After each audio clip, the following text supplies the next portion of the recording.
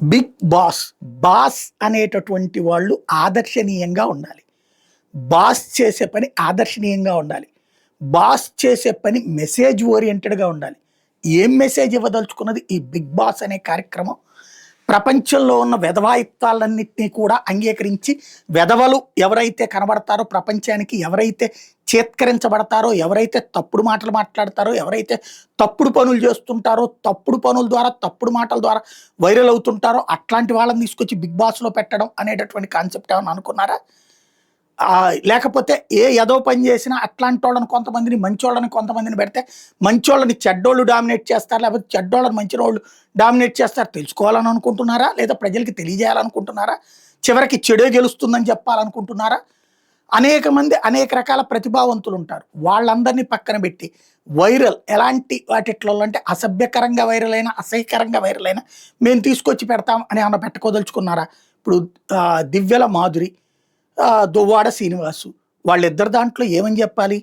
వాళ్ళిద్దరూ కాపురం చేస్తే తప్పేం లేదు. వాళ్ళిద్దరు జంటగా తిరిగితే తప్పు లేదు. ఇప్పుడు ఆమె ఆళ్ళ ఆయనకి విడాకులు ఇచ్చినప్పుడు, ఈయన వాళ్ళ ఆవిడకి విడాకులు ఇచ్చినప్పుడు చట్టబద్ధంగా విడాకులు తీసుకుని ఆ తర్వాత వాళ్ళు ఏం చేసినా తప్పులేదు. అది వాళ్ళ వ్యక్తిగత జీవితం.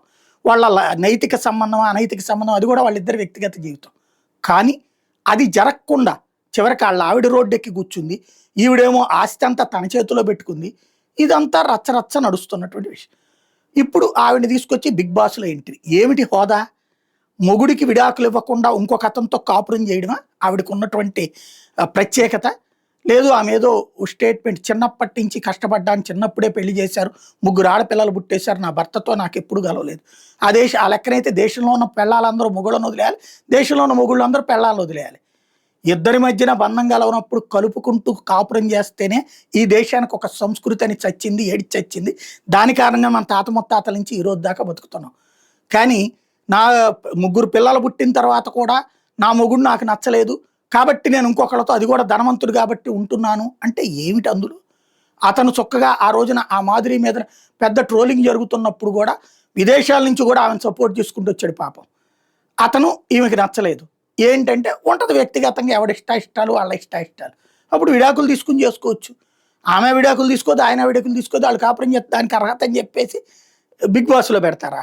దాని గురించి గొప్పగా ఎలివేషనా? వెనకాల ఆర్ఆర్ మ్యూజిక్‌లా? ఓ పని చేయండి, రేపటి నుంచి జైలుకెళ్ళి జైల్లో మర్డర్లు చేసినోళ్ళు, రేపులు చేసినోళ్ళు ఉంటారు.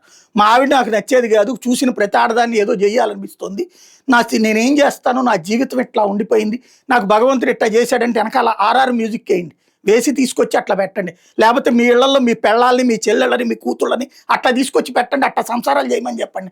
దరిద్రం వదులుతుంది ఈ దేశానికి. సంస్కృతిని నాశనం చేయడానికే పెట్టుకొస్తున్నారా ఇది? ఎందుకు అనేది ఒక్కసారి సిగ్గుతో ఆలోచించుకోండి.